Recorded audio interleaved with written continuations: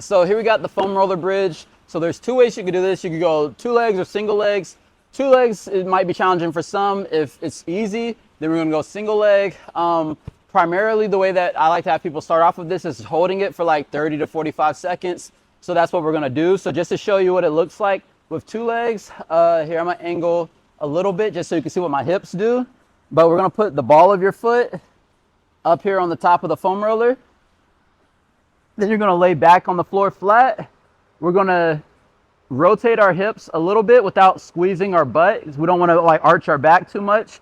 We wanna just rotate a little bit to where your butt comes off the floor. And then we're gonna press into the foam roller as hard as we can. Keep your heels up. We wanna try to keep our knee bend at about 90 degrees or maybe a little bit wider than 90. And you should feel your hamstrings firing a whole lot. Should feel your calves, maybe even your foot muscles a bit.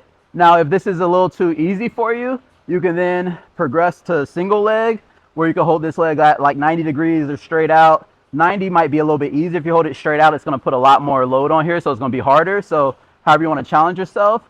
And then same thing, we're just still gonna try to keep that heel up and keep our hips up for that 30 to 45 seconds. That was getting a little intense on that leg. I'm gonna switch to the other one. Let me get this lint off my sock, looking crazy on camera. But then same exact thing here. Hold in 30 to 45 seconds.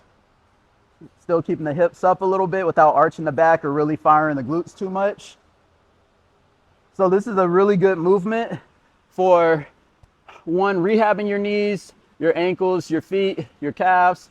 It's also good for just helping strengthen it like proactively before anything ever happens to them.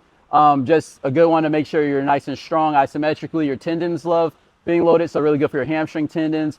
Your foot, if you're having like foot, ankle sort of issues and stuff like that, it can be also a good exercise for that. Very multi-purpose exercise. One of my favorites to do for just helping strengthen up the hamstrings and calves and the feet in general.